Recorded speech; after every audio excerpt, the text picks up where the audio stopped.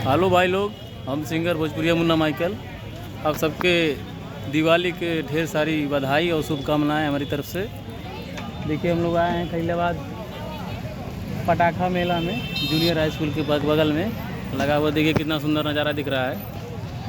और हम लोग भी थोड़ा बहुत दिखाओ जी, पटाखा वटाखा खरीदे हैं फोड़ने के लिए। आइए आपको और दुकानें दिखाते हैं। और यहाँ पे काफ़ी सारा भीड़ है। सभी लोग जोर शोर से तैयारी कर रहे हैं दिवाली मनाने के लिए।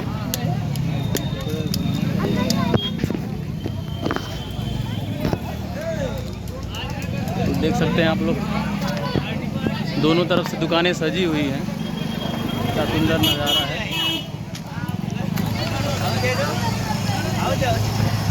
और हमारे साथ हमारे अजय जी आए हुए हैं, जो लोग पटाखा खरीदारी कर रहे हैं।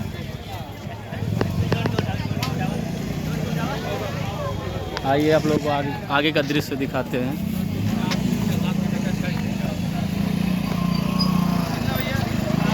ये देखिए, अपने खलीलाबाद में दिवाली में पटाखे का जोरदार मेला लगा हुआ है। ये उधर कॉर्नर तक दिख रहा है। तो ठीक है गाइज, कुछ और भी काम है। चलिए ठीक है, मिलते हैं अगले वीडियो में। Bye bye.